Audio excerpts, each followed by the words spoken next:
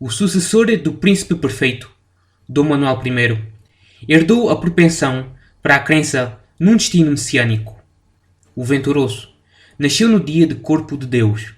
Foi batizado com um nome que significa Deus conosco, e circunstâncias extraordinárias colocaram-no no trono português. A subida ao trono de Manuel exigiu o exílio e a morte de 6 pessoas, incluindo o misterioso acidente de equitação de Dom Afonso, o único filho de Dom João II, e o assassinato do Duque de Viseu, Dom Diogo, irmão de Manuel, às mãos do próprio Dom João II. No final do século XV, crenças apocalípticas varriam a Europa, em especial na Península Ibérica, onde a expulsão dos mouros e dos judeus foi tomada como um sinal. Tendo este contexto em conta, Manuel acreditava, e foi encorajado a tal, que estava predestinado a grandes feitos: o extermínio do Islão e a propagação da cristandade sob um monarca universal.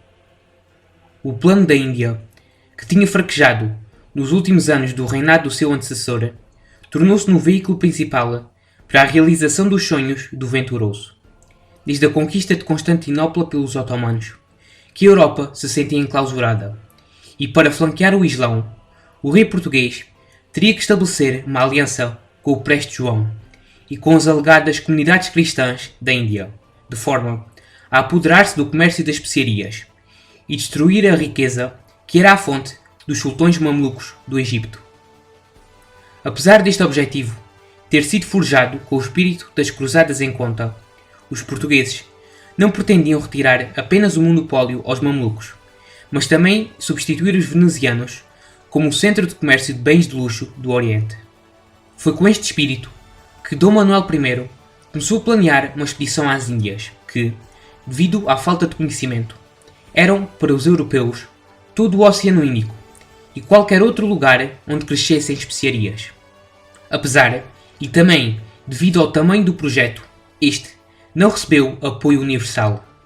Quando o rei convocou um Conselho Geral em dezembro de 1495, a nobreza opôs, que via na iniciativa indiana pouca glória e muito risco, quando comparada com as recompensas fáceis das cruzadas em Marrocos.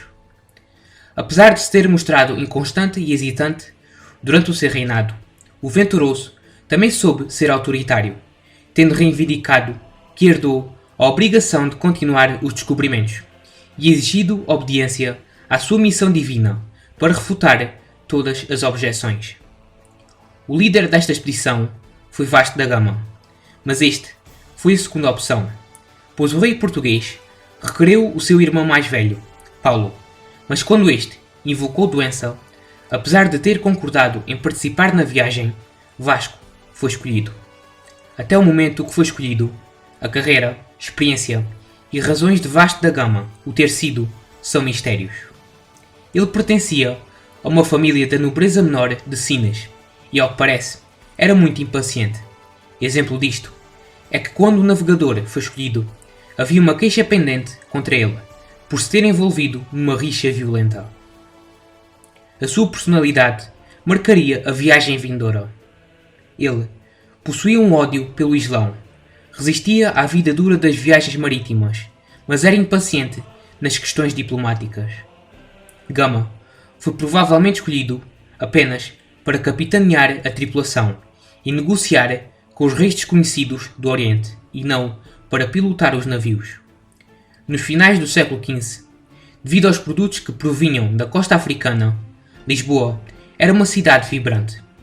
A capital estava na vanguarda do conhecimento, nas áreas da cosmografia e da navegação, e com a expulsão dos judeus de Espanha, em 1492, uma onda de imigrantes, muitos destes educados e empreendedores, enriqueceram a cidade.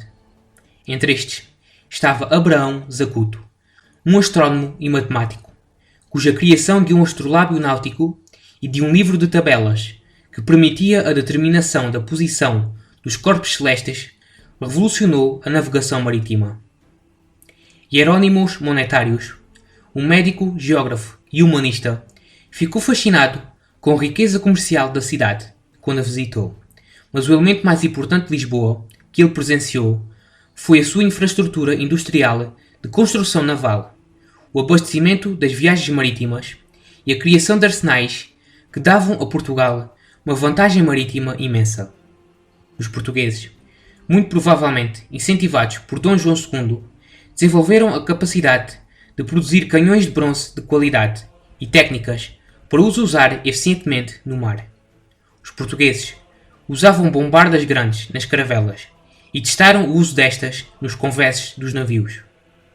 Eles aperceberam-se que a solução era disparar os canhões horizontalmente ao nível da água, pois se fossem posicionados mais alto, era provável que os projéteis passassem por cima dos navios. E também descobriram que se estas armas fossem posicionadas suficientemente baixas nos conveses, as bolas de canhão ricocheteavam na superfície da água, o que aumentava o seu alcance. Os portugueses também criaram berços, armas de porte leve de bronze, giratórias e de retrocarga, que podiam ser levadas nos navios e, quando comparadas às armas de fogo carregadas pela boca, possuíam uma maior cadência de tiro. A superioridade da sua artilharia revelou-se uma vantagem decisiva nos acontecimentos vindouros. A expedição planeada era modesta, mas foi cuidadosamente preparada. Ela tinha por base décadas de experiência em todas as áreas, desde a navegação à construção naval, e o rei possuía o apoio de uma geração cheia de talento e experiência. Bartolomeu Dias foi encarregado de projetar e supervisionar a construção de 2 naus, onde se faria a viagem. Estas teriam que ser suficientemente robustas para aguentarem os mares do sul do Atlântico, suficientemente espaçosas para acomodar e provisionar as tripulações melhor do que as caravelas e suficientemente pequenas para poderem navegar em baixios e portos. Os navios tinham cascos bujudos e arredondados, lados altos, um castelo de popa alto e 3 mastros, porém também tinham um calado baixo e não eram demasiado grandes. As velas quadradas que possuíam tornaram-nas menos manejáveis com ventos contrários, mas isto era compensado com sua robustez. Além destas 2 naus, um navio de provisões também foi preparado. A expedição recebeu comida para 3 anos. Vasco e Paulo da Gama receberam uma quantia avultada de 2.000 cruzados de ouro, e os salários dos marinheiros foram aumentados. Os navios levavam os melhores instrumentos de navegação disponíveis. 20 canhões foram postos a bordo, assim como outras armas, pólvora e munições. Os artesãos qualificados, que garantiam a segurança dos navios, foram contratados aos pares, para que a morte de um não comprometesse a viagem. Havia intérpretes de árabe e banto, músicos, artilheiros, soldados, marinheiros, padres e uma subclasse de trabalhadores não qualificados, os quais eram chamados de carne para convés. Esta subclasse era composta por escravos, cristãos novos, órfãos e prisioneiros, trazidos para o trabalho pesado. A expedição contava com 4 navios, 2 naus, o São Gabriel e o São Rafael, uma caravela, o Bérrio e um navio de provisões. Vasco da Gama contratou marinheiros que conhecia e parentes em que confiava. Entre os últimos estavam Paulo, comandante do São Rafael, e 2 primos. Os pilotos e marinheiros eram os mais experientes. Estes incluíam Pero de Alenquer, Diogo Dias, irmão de Bartolomeu, e Pedro Escobar. Esta expedição foi paga com o ouro da costa da Guiné e com os bens e propriedades dos judeus expulsos de Portugal. Ela estava preparada no zénite do verão. A frota ancorou no Restelo e Gama e os seus capitães dirigiram-se a Monte Moro Novo, onde estava o rei, para receberem as suas ordens e uma benção do monarca. Ajoelhado, Vasco foi investido com o comando da expedição. Recebeu um estandarte e as suas ordens. Procurar reis cristãos na Índia, na cidade de Calcute, a quem entregaria as cartas escritas em árabe. Estabelecer o comércio de especiarias e procurar as riquezas comerciais, cujo comércio era feito em grandes volumes nas cidades-estado italianas.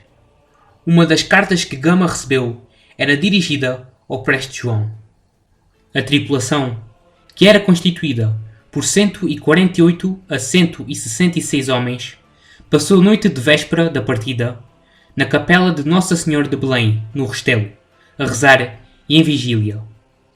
Um mês antes da partida, o Papa Alexandre VI concedeu a Manuel a posse perpétua das terras conquistadas aos infiéis, onde outros reis cristãos já não tivessem reivindicações, e a 8 de julho de 1497 a expedição zarpou.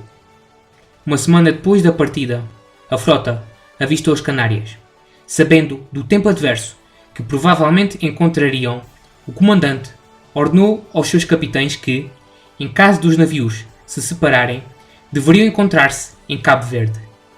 Na noite seguinte, o São Rafael perdeu-se no nevoeiro e a 22 de julho, quando a nau chegou a Cabo Verde, os restantes navios estavam em parte incerta.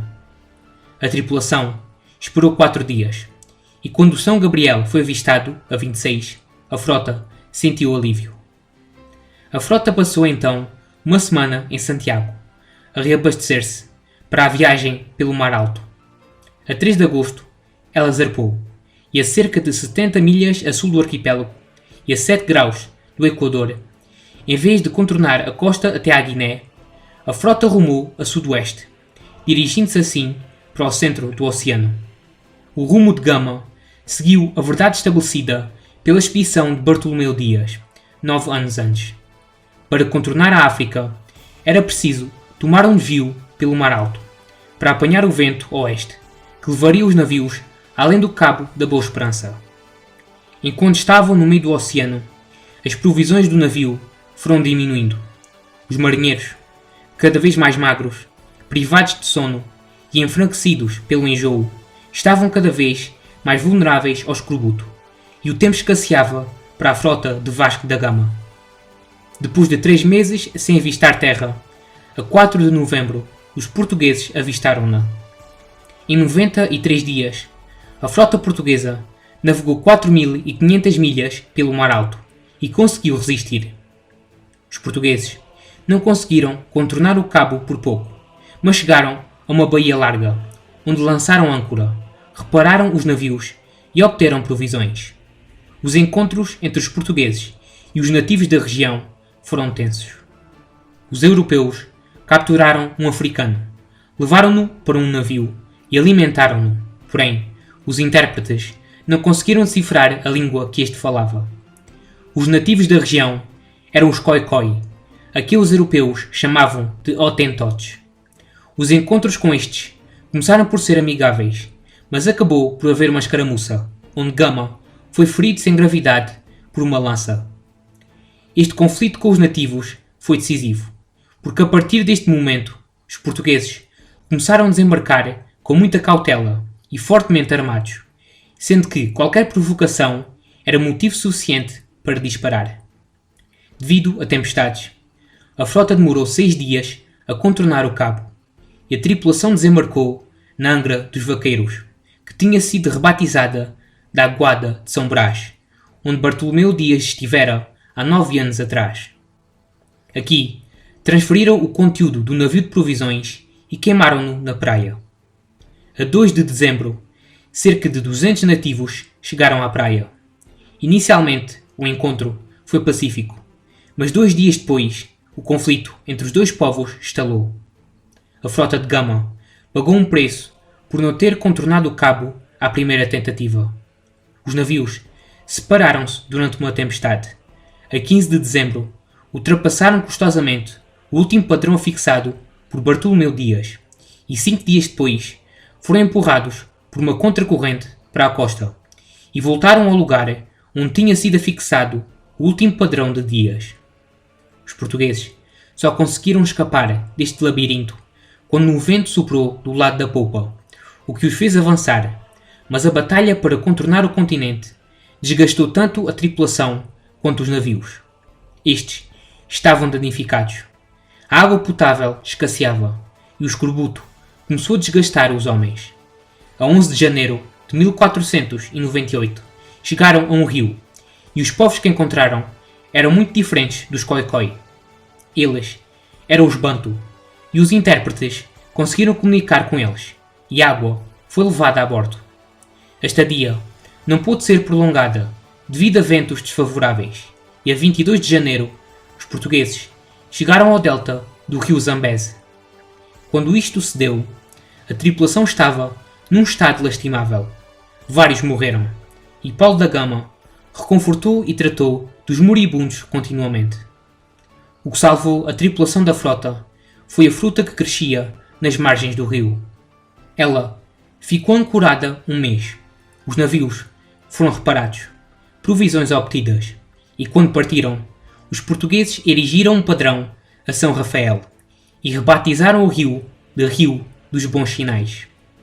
Depois dos portugueses terem partido, a 24 de fevereiro, eles encontraram-se no canal de Moçambique, cujos redemoinhos e correntes constituíam um perigo para a frota. Ela avançou cuidadosamente e avistou uma baía a 2 de março. O bérreo, enquanto estava a profundidade da água, encalhou temporariamente num banco de areia, e enquanto Nicolau Coelho desencalhava e ancorava a caravela, os portugueses avistaram uma delegação de homens a aproximarem-se, vindos de uma ilha próxima. Esta delegação pediu aos portugueses que entrassem na baía, e eles assim o fizeram. O porto chamava-se Moçambique, e a língua franca era o árabe. Os portugueses tinham acabado de entrar no mundo islâmico, onde a complexidade das relações se adensou. Muito obrigado por terem assistido ao vídeo. Para apoiarem o canal, inscrevam-se, deixem o vosso gosto e comentário, ativem as notificações e sigam-me nas minhas redes sociais que estão na descrição.